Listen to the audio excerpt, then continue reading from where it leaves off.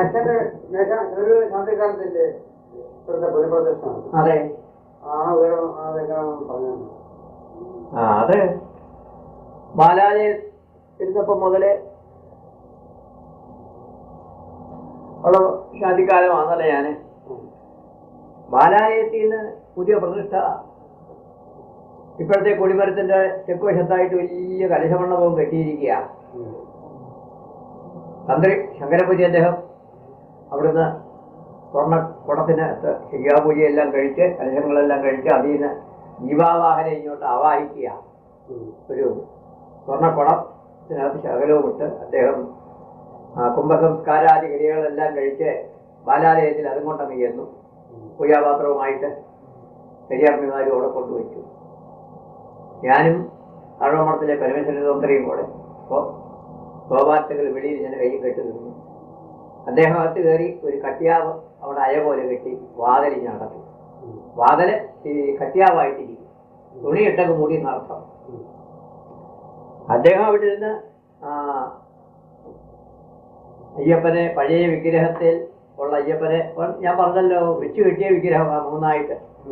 ആ വിഗ്രഹത്തിൽ നിന്നും ആ ചൈതന്യത്തെ സ്വർണ്ണശകലത്തിലേക്ക് ഈ കുടത്തിനകത്തേക്ക് ആവാഹിച്ചെടുക്കുക.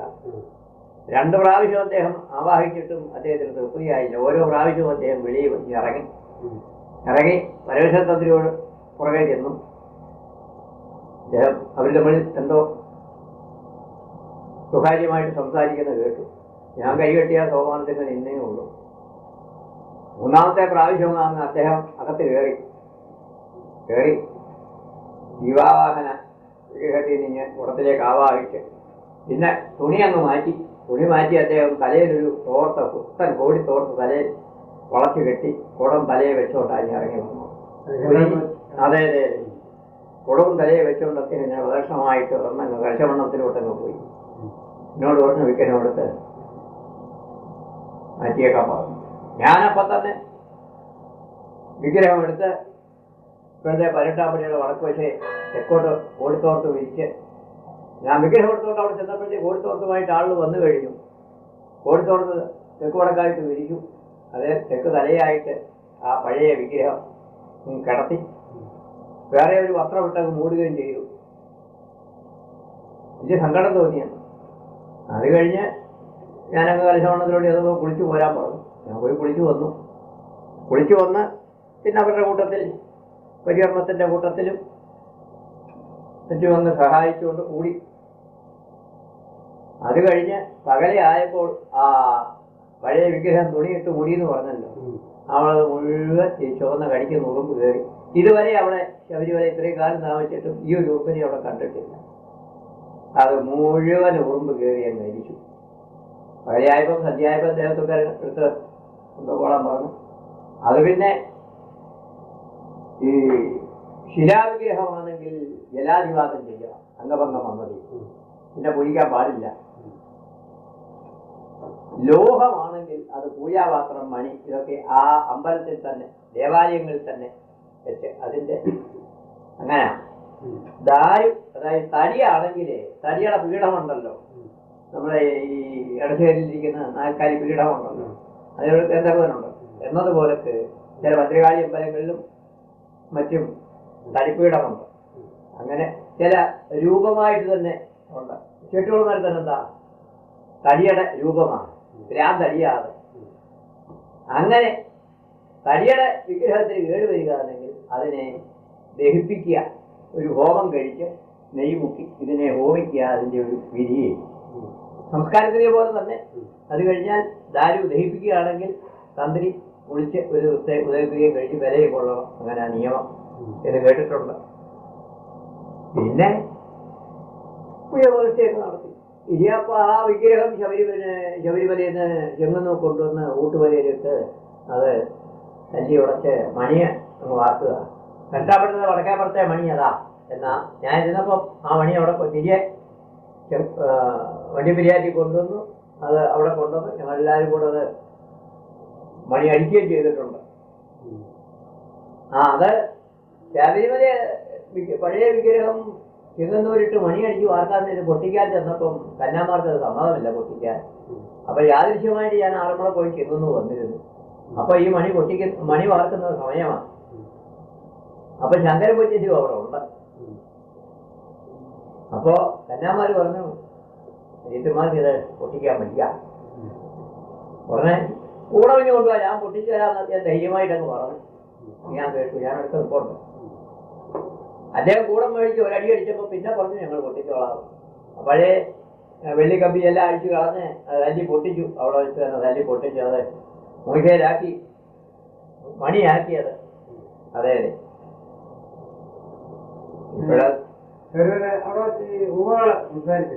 ശബരിമലയോ ധാരാളം മലയാളത്ത് കാലങ്ങളിലും മണ്ഡലത്തിന്റെ മൂർധന്യാവസ്ഥയിലൊക്കെ മിണ്ടാൻ വയ്യാതെ കുട്ടികളെ വഴി ഒട്ടിച്ച് കൊണ്ടുവന്ന് ധാരാളം സംസാരിച്ചിട്ടുണ്ട്. അങ്ങനെ വരുന്നവര് മേശാന്തിരിക്കുന്ന മുറി വന്ന് കാക്ക വീണ് വിവരം പറയും. നിങ്ങൾ ശോഭാർത്ഥികളിലോട്ട് പൊക്കോളിനെ എന്ന് പറയും. എന്ന് പറഞ്ഞാൽ ഞാൻ കുറേ അങ്ങ് ചെല്ലും.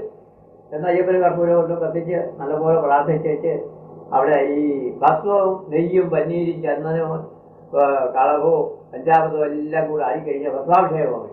അത് തുടച്ചാൽ അങ്ങോട്ട് പോവുകയാണ്. അത് മുഴുവൻ ഇങ്ങനെ തുടച്ച് വരുത്ത് ഉരുട്ടി അവിടെ വെച്ചിരിക്കും. ഇങ്ങനെ വരുന്ന ഓമൊക്കെ അത് കൊടുത്തു.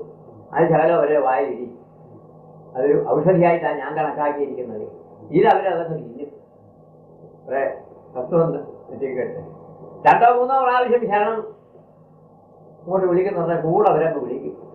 ശരണമയ്യപ്പ എന്ന് വിളിച്ചു കഴിയുമ്പോൾ അവരും 2 പ്രാവശ്യം വിളിച്ചു കഴിയുമ്പോൾ അവർ 3ാമത് നമ്മുടെ കൂട്ടത്തിൽ ശരണമയ്യപ്പ എന്ന് വിളിക്കും. അങ്ങനെ ധാരാളം ഉണ്ടായിട്ടുണ്ട്. കളമല്ല. പിന്നെന്താ അറിയേണ്ടിയ ആനശല്യമൊക്കെ ഉണ്ടായിരുന്നു. ആനശല്യമോ? പെരമണിക്കാലത്ത് തന്നെ ഒരൊറ്റയാൻ കിഴക്കേ കിടക്കിൻ്റെ അവിടെ വന്ന് നിന്ന് സന്ധ്യയ്ക്ക് പോയി. കഴിഞ്ഞങ്ങ് പോയി എന്ന് വിചാരിച്ചു. ഒരു 9 മണിയായപ്പോൾ വീണ്ടും അവൻ വന്നു. അവിടെ നിന്നുകൊണ്ട് പൊടിക്കുകയും ഒച്ച വെക്കുകയും പോവുകയും ഒക്കെ ചെയ്തു. ഇവിടെ എല്ലാവരും കൂടെ ആന വന്നതെന്ന് പറഞ്ഞ് ബഹളമായിട്ട് പെട്രോമാക്സും കൊണ്ട് കടങ്ങിൻ്റെ ഇപ്പുറത്താൻ ഞങ്ങളിങ്ങനെ നിൽക്കും. ആന അപ്പുറത്ത് വന്ന് നിൽക്കും. ആന പുറകോട്ട് പോകും, മുന്നോട്ട് ഓടി വരും. ഇടിക്കാൻ വരുന്ന പോലെ തുമ്പി കൈ നിർത്തിക്കൊണ്ട്. പിന്നെ അവിടുന്ന് മണ്ണ് വാരി മേപ്പോട്ടാ കയറി. ഞങ്ങളുടെ മേത്തോ എന്നുള്ള സങ്കല്പത്തിൽ ഞങ്ങൾ കല്ല് ഒരുക്കി കയറി.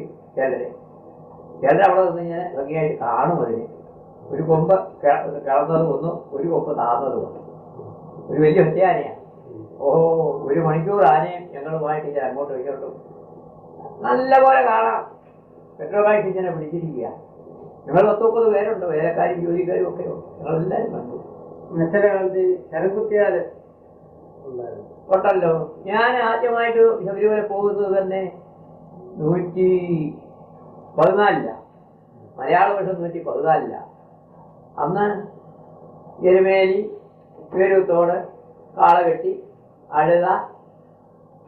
അഴുതമേട്ടുംപുറം, മുക്കുഴി, കരിമല വഴി, നീലമല വഴി ഇങ്ങനെ പോകും. അവിടെ ചിലപ്പം കൊണ്ട് 2 ആൾ പൊക്കം ഉണ്ടെന്ന ആലിന് ഇലയുണ്ടോ ഇല്ലയോ എന്ന് എനിക്ക് ഓർമ്മയില്ല. അതിലൊക്കെ നിറച്ച് ശരം കുത്തിയിട്ടുണ്ട്. ഈ ശരം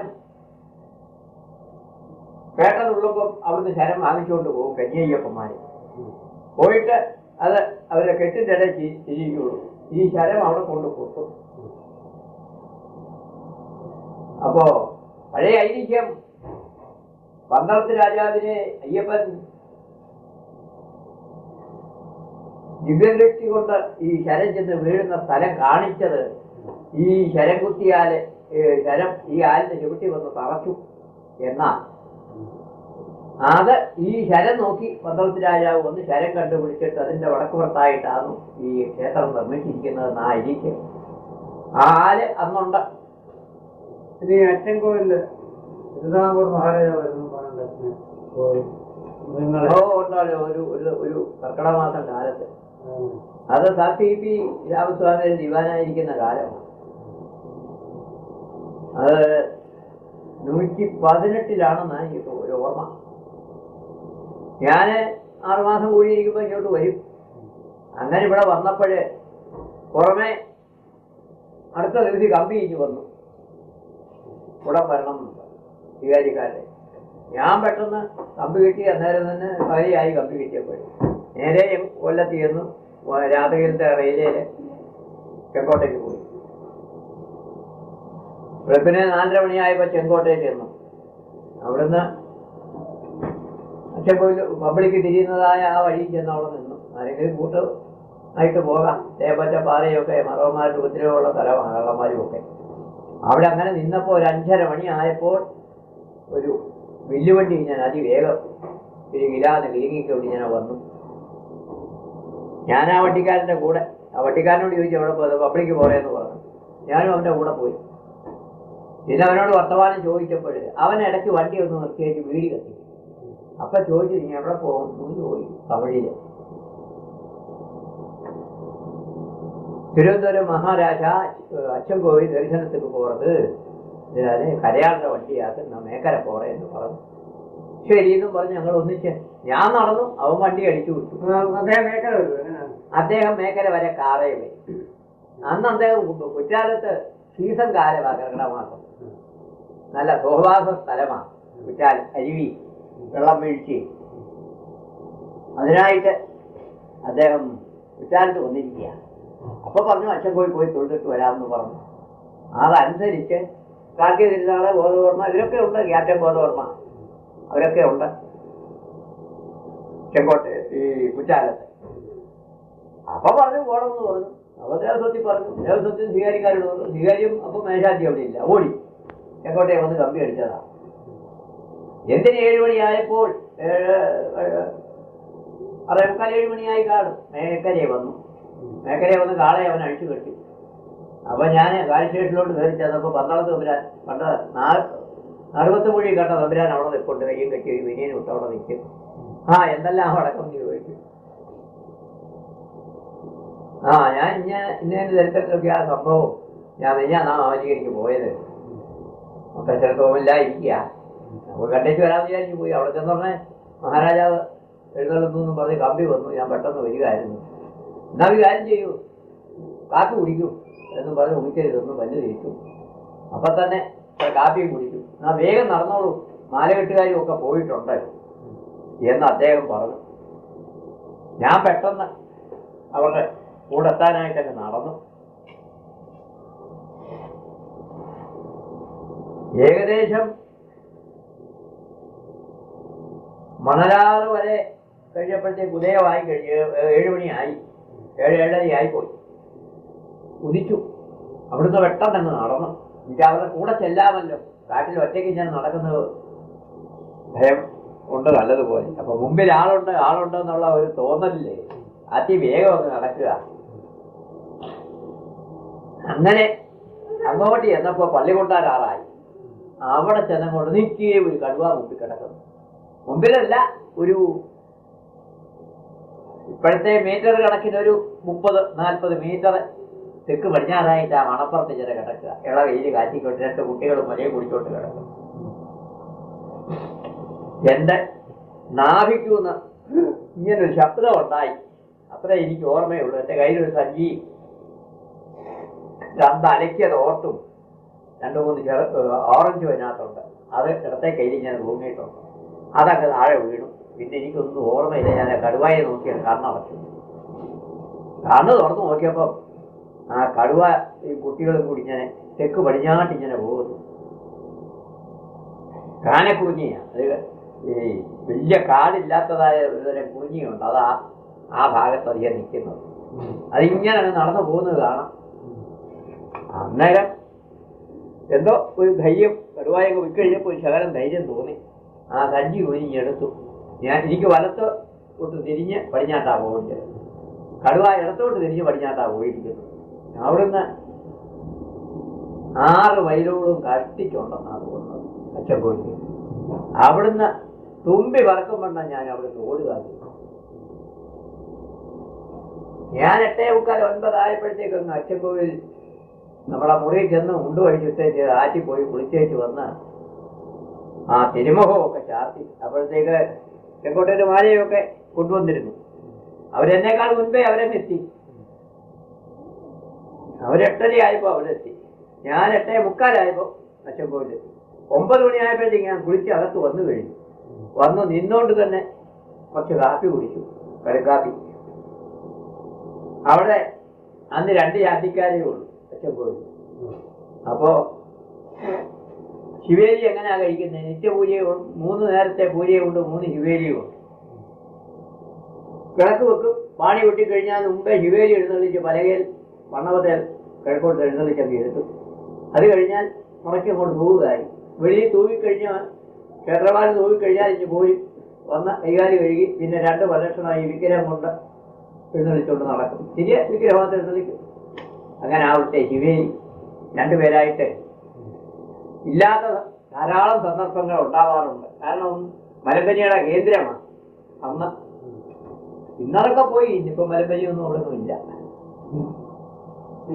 ശബരിമല ക്ഷേത്രം പണിയുടെ കാലത്തൊക്കെ അച്ഛനില്ല. പിന്നെ എങ്ങനെയായിരുന്നു ക്ഷേത്രം പണി? കല്ലൊക്കെ കല്ലോ ഒറ്റക്കല്ലിങ്ങോടി വന്നു എന്ന് പറയുന്ന പോലെ കുമ്പളത്തോട്ടിൽ നിന്നാ കല്ലുകൾ വന്നത്. കുമ്പളത്തോട്ടിൽ നിന്ന് കല്ല് കീറി ഏകദേശം ഒരു ചതുരം അടിച്ചു കഴിഞ്ഞാൽ നേടുക അത് ഒരുതരം ചെറിയ വണ്ടിയുണ്ട്. താഴേന്ന് 1 അടി 2 അടി പൊക്കമേ ഉള്ളൂ ആ വണ്ടിക്ക്. അതേ വെച്ചമക്ക് വെച്ച് കയറ്റി കഴിഞ്ഞാൽ ഈ ചെറിയ ക്രെയിനുണ്ട്. അതുകൊണ്ട് എളുപ്പം അതേ കയറ്റാം. അതേ കയറ്റി കഴിഞ്ഞാൽ തെള്ളി ഞാൻ വടക്കേ കിടങ്ങിന്റെ ഇപ്പുറത്തായിട്ട് അവിടെ വലിയ വിഞ്ചു പിടിപ്പിച്ചിട്ടുണ്ട്. മരത്തെ കെട്ടിയിട്ട് അത് വളരെ സുരക്ഷിതത്വമാണ്. ഇനി തെക്ക് ശബരിമല അമ്പലത്തിന്റെ തെക്കേപ്പുറത്ത് വലിയ ഒരു വൃക്ഷം നിൽപ്പുണ്ട്. അവിടുന്ന് ഇതേലോട്ട് വിഞ്ച് കെട്ടിയിരിക്കുക, ഇതേ പുള്ളി ഇട്ടിരിക്കുക. ഈ വിഞ്ച് എന്ന് പറയുന്നതിൽ 2-3 പുള്ളി ഇട്ടിട്ടുണ്ട്. പുള്ളി എന്ന് പറഞ്ഞാൽ 3 കപ്പിയോ 4 കപ്പിയോ 2 കപ്പിയോ ഒക്കെ അതേ തൊടല. ഈ തൊടൽ അങ്ങോട്ട് വെച്ചിട്ട് ഈ തൊടലയിലോട്ടങ്ങ് കയറ്റി വെക്കുക. അപ്പൊ വടക്ക് തറയിലായിരുന്നു മുട്ടുന്നത്. ഈ കല്ലിങ്ങോട്ട് വന്നാൽ ഈ തൊടലയിലോട്ടങ്ങ് കയറ്റും. ഈ തൊടലൊക്കെ പൊക്കി കഴിയുമ്പോൾ ഈ കല്ല് നേരെ മേപ്പോട്ട് ഒരാൾ പൊക്കം പൊങ്ങും. അവിടെ ഒരാൾ പൊക്കം വടക്ക്, ഒരാൾ പൊക്കം പൊങ്ങി കഴിയുമ്പോൾ ഈ ശബരിമല അമ്പലത്തിന്റെ വടക്കേപ്പുറത്ത് വരുമ്പോൾ 15-20 ആൾ കടത്തത്തിലായി കല്ല് വരുന്നത്. കാണാൻ നല്ല ഭംഗിയാ. വിമാനം പോലെ ഇങ്ങനെ കല്ലിങ്ങനെ കല്ലിഞ്ഞ് വരിക, വലിയ കല്ലുകൾ. ആദ്യം ഇടിഞ്ഞ് 18 പുറത്ത് വന്നു കഴിയുമ്പോൾ അത് പുള്ളി അങ്ങ് നിൽക്കും. അവിടെ നിന്ന് കഴിഞ്ഞാൽ ആ തൊടല് അതിൻ്റെ ഒറ്റ കിടപ്പുണ്ട്. അതേലത്ത് പണിയുണ്ട്. അത് ഞാൻ അവിടെ കഴിയുമ്പോൾ ആ കല്ല് പതുക്കെ ഇങ്ങനെ താഴും. കാരണം ആ പുള്ളിയെ പിടിച്ച് തൊടലയിലാണ് എൻ്റെ പണിയാണ്. അതിന് താന്ന് അവിടെ വന്നിരിക്കും. ഇരുന്ന് കഴിഞ്ഞാൽ ആ പുള്ളി തൊടലങ്ങ് വിട്ട് മാറ്റി കഴിഞ്ഞാൽ അത് വീണ്ടും ഒന്ന് പൊക്കോളും. അങ്ങനെ ഒരു 15 മിനിറ്റ് ഓരോ കല്ല് വീതം ഇങ്ങനെ വന്നുകൊണ്ടിരിക്കും. അതിവിടെ വന്നു കഴിഞ്ഞാൽ ഓരോ കല്ല് അതിൻ്റെ ചുവന്ന ചായക്കൊട്ട് അതേലും ഇങ്ങനെ വരച്ചു കൊടുക്കും. നീലാട്ടനാചാരിക നാരൂർക്കാരൻ. പണിക്കാരൊക്കെ എല്ലാം നാരൂർക്കാരാ. അനവധി പണിക്കാരാ. ഒരു 19 പണിക്കാരും മറ്റും അല്ല കരിക്കൽ പണിക്കാർ. എപ്പോഴും കിണീന്ന് ഞാൻ ശബ്ദമേ ഉള്ളൂ. രാപകൽ മോട്ടർ വെച്ച് ഇലക്ട്രിസിറ്റി ഇട്ടിരിക്കുകയാണ്. രാപകല് പണിയാണ്. മോട്ടർ ഇങ്ങനെ ഇങ്ങനെ ലൈറ്റിന്റെ അതിങ്ങനെ വർക്ക് ചെയ്തുകൊണ്ടേ രാപകലില്ലാതെ പണിയാണ്. രാത്രി 11 മണി വരെ പണി. പിന്നെ വിളിക്കായേ ഉള്ളൂ. അത് പിന്നെ പോയി വിശ്രമിക്കുമെന്നായിരുന്നു. ഇപ്പഴീ ഹോമകുണ്ടം അവിടുന്ന് 12 മണി, അന്ന് ഹോമകുണ്ടം 12 മണിക്ക് മേലിലായിരുന്നു. 18 ഗണപതിയുടെ മുമ്പിലാ ഹോമകുണ്ടം. ഒരു 8 പോൽ ചതുരത്തിൽ ഒരു കുണ്ടമാണ്. കഴുത്തറ്റം പൊക്കമുണ്ട് ഹോമകുണ്ടത്തിന്. അതിനകത്തോട്ട് ഇത് വാരി ഇട്ടു കൊടുക്കുക. നെയ്ത്തൊക്കെ ഒരുപാട് അയ്യപ്പന്മാരിടും. കുറേയൊക്കെ തോട്ടി ഇങ്ങെടുത്തേച്ച് ലേലക്കാരൻ എടുക്കും. അയ്യപ്പന്മാരും അവരുമായിട്ട് വഴക്കും ഉണ്ടാവാറുണ്ട്. നെയ് പൊട്ടിച്ച് ഒഴിച്ചു കഴിഞ്ഞാൽ ഒരു മുറി അതിലൊക്കെ ഇടും. ഒരു മുറി ഒരുപാട് പ്രസാദമായിട്ട് അവരെ കൊണ്ടുപോകും. അങ്ങനെയും ഉണ്ട്, പലതരത്തിലുണ്ട് അവിടെ. ഈ ശബരിമലയില് തെങ്ങും തൈയും അശോകമൊക്കെ നട്ടുവെന്ന് കേട്ടിട്ടുണ്ട്. അത് ഞാനാണല്ലോ. ഞാൻ മേശാന്തിയായിട്ടിരിക്കുന്ന കാലത്താണ്. അതല്ലല്ലോ ഇപ്പോഴത്തെ ചുക്കുവെള്ളം ചുക്കുള്ള വിതരണമില്ലയോ, അത് ഞാനാ തുടങ്ങി വെച്ചത്. ഞാൻ തന്നല്ല. ഞാന് തിരുനക്കര, കോട്ടയത്ത് തിരുനക്കര പൂക്കടയാശാന്, ആലപ്പുഴ ഗോപാലസ്വാമി, ഇളകുന്നപ്പുഴ ഭക്തവത്സൽ എന്ന് പറഞ്ഞൊരു മഹാന്, ഞങ്ങളെല്ലാവരും കൂടി ഒരു തവണ കോട്ടയത്തു നിന്ന് 2 റാത്തൽ, അന്ന് റാത്തൽ കണക്കാ, 2 റാത്ത ജീരകവും മൂന്നാലാത്ത ചുക്കും ഒക്കെ ആയിട്ട് പോയി. ഈ അയ്യപ്പന്മാർക്ക് ചുക്കൊള്ളം കൊടുക്കാമെന്ന് ഒരു ചെമ്പിനകത്ത് കുറെ ചുക്കൊള്ളം തിളപ്പിച്ചു, ഈ പൊടിയും വാരി ഇട്ടു. അന്ന് അങ്ങനെ ചുക്കൊള്ളം വിതരണമായി ഇന്ന് പ്രസിദ്ധമായിട്ടുള്ള ചുക്കൊള്ളം ഉണ്ടായിരിക്കുന്നത്. ഇന്ന് ആ പൂക്കടയൊക്കെ ആശാൻ 2 കൊല്ലമായിട്ട് മരിച്ചു, അല്ലെങ്കിൽ അദ്ദേഹത്തിന് അറിയാമായിരുന്നു. അത് ചെറുപോലെ കൂട്ടം അറിയാമല്ലോ. അതുകൂടാതെ 54 അതോ 52 ആ വർഷത്തെ കണക്കാക്കി 52 തെങ്ങും തൈ കൊണ്ടുവന്നു. ഇത് കൊച്ചി സ്റ്റേറ്റിൽ നിന്ന് ആരണ്ട് ഈ ഭക്തവത്സലൻ എന്ന് പറഞ്ഞ ആള് ബസ്സേ കയറ്റി കൊണ്ടുവന്നതാണ്. ആരോ അയ്യപ്പ ഭക്തന്മാരെ കൊടുത്തതായാലും അതെല്ലാം ഇവിടെ കൊണ്ടുവന്ന് ഞങ്ങൾ ഒക്കെ കൂടെ വാച്ചർമാര്, ഞങ്ങള് ഭക്തവത്സലിന്, മേനോസ്വാമി, ഞങ്ങളൊക്കെ കൂടെ കുഴിച്ചു വെച്ചത്. നമ്മുടെ അശോകത്തിന്റെ തയ്യാന്നും അരിയാന്നും അവിടെ കൊണ്ടുവന്ന് ഇന്ന് കാണുന്ന അശോകം മുഴുവനോടെ നമ്മുടെ വടക്കത്ത് മുടത്തിൽ നിന്ന് കൊണ്ടുപോയ അശോകത്തിന്റെ അരിയ ഇന്ന് ശബരിമല കാണുന്ന അശോകം മുഴുവൻ. അതുപോലെ അച്ചൻകോവിലെ അശോകവും ഇവിടുന്ന് ഞാൻ കൊണ്ട് നട്ടതാ. അതെ. പിന്നെന്തോന്നാ അറിയേണ്ടേ? ശബരിമല ഇപ്പോഴത്തെ പ്രതിഷ്ഠയുടെ എങ്ങനെ ചെയ്തെന്നുള്ളത് പറയാമല്ലോ.